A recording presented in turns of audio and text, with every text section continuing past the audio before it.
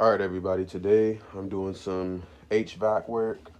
Really, the only thing I'm doing is replacing some of the air ducts or putting them back.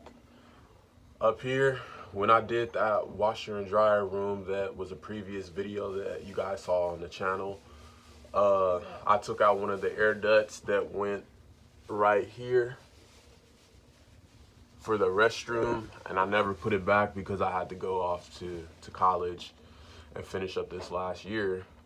But anyways, I just put this here temporarily.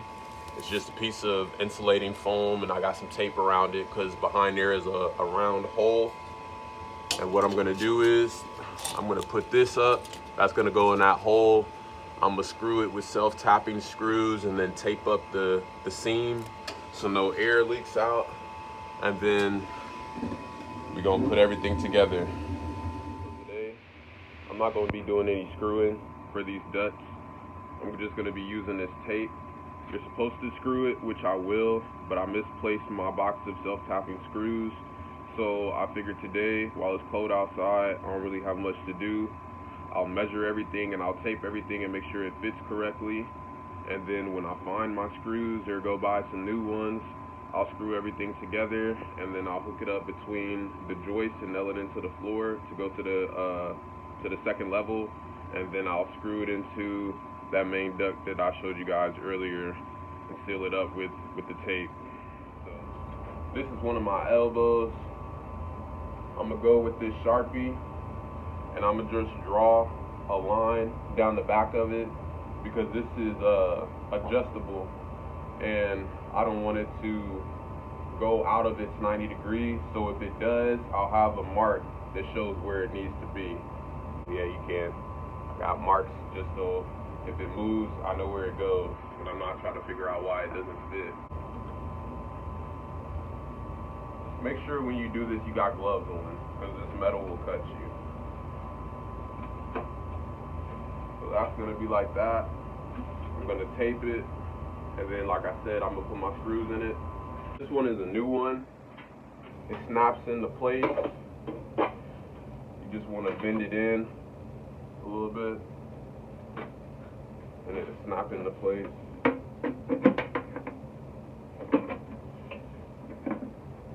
Just want to cut right down the line. You hear that noise? It snaps into place. This new one is the same size as the old one, obviously. So I'm gonna take this one down, and I'm gonna fit it inside of here.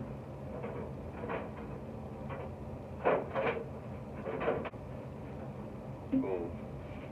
There we go.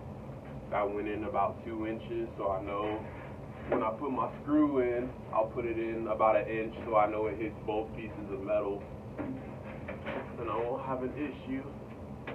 Alright, so you can see there's a gap up there, but if I hold it up, it sags about 1/2 inch.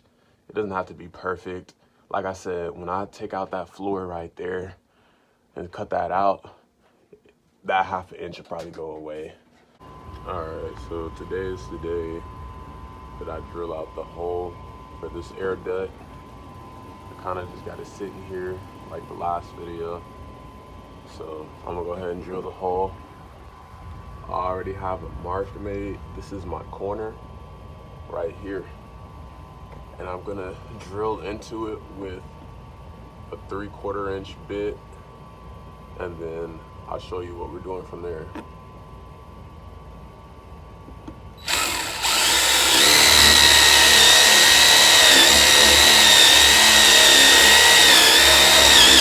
Alright, so this is the hole that I drilled that came through. I measured from the outside of the hole over here, 10 1/4, and then from the edge of this up to this line on both sides is 4 1/2, and I need 4. So I'm gonna measure a 1/2 inch back, and then I'm gonna go back with a Sharpie and I'm gonna trace it out, and then I'll cut it out.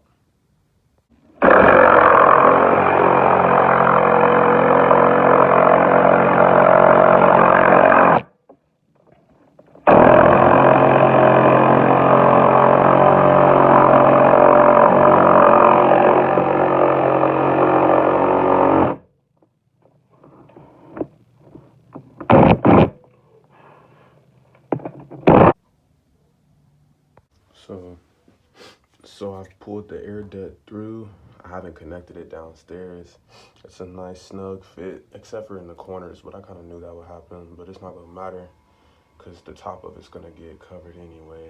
And I hear the furnace about to come on, so I'll probably wait a second on making the connection, but I'm gonna nail this in place with some roofing nails. So I was able to get that duct tack nailed in place. I was able to take that wire off. It doesn't need it, it's very rigid, it's a tight fit.